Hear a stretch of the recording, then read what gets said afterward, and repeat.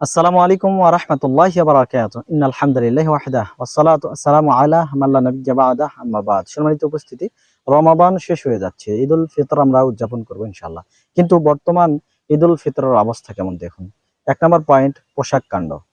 পোশাক ক্রয় করার জন্য এই দেশের উঠতি বয়সের যুবতীরা, বিশেষ করে কিশোরীরা এমনভাবেই পিতাদের উপর চাপ সৃষ্টি করে, ওই আশানুরূপ পোশাক ক্রয় করতে না পারলে সে নিজের জীবনটাই বিলিয়ে দেয়।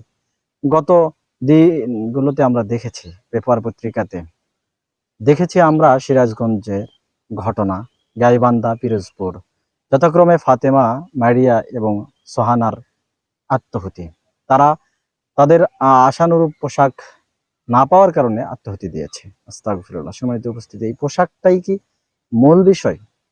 আবার এই বছর আমরা সোশ্যাল মিডিয়াতে ২টা ঘটনা দেখলাম।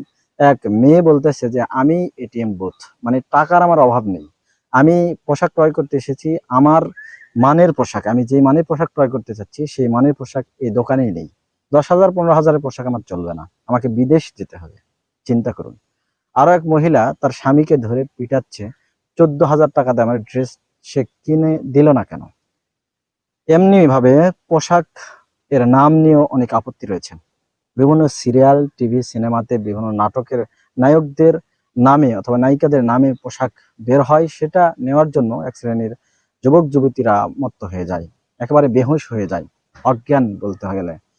সম্মানিত উপস্থিতি, এটা গেল পোশাক কাণ্ড। অথচ উত্তম পোশাক হতে হবে, নতুন হতে হবে, বিষয়টা এমন নয়। এমন পোশাক ক্রয় করলেন যেটা নতুন কিন্তু উত্তম না। যেমন ছেলেরা এমন প্যান্ট আঁটো-সাঁটো নতুন ক্রয় করলো, দাঁড়িয়ে থেকে তাকে পেশাব করতে হয়।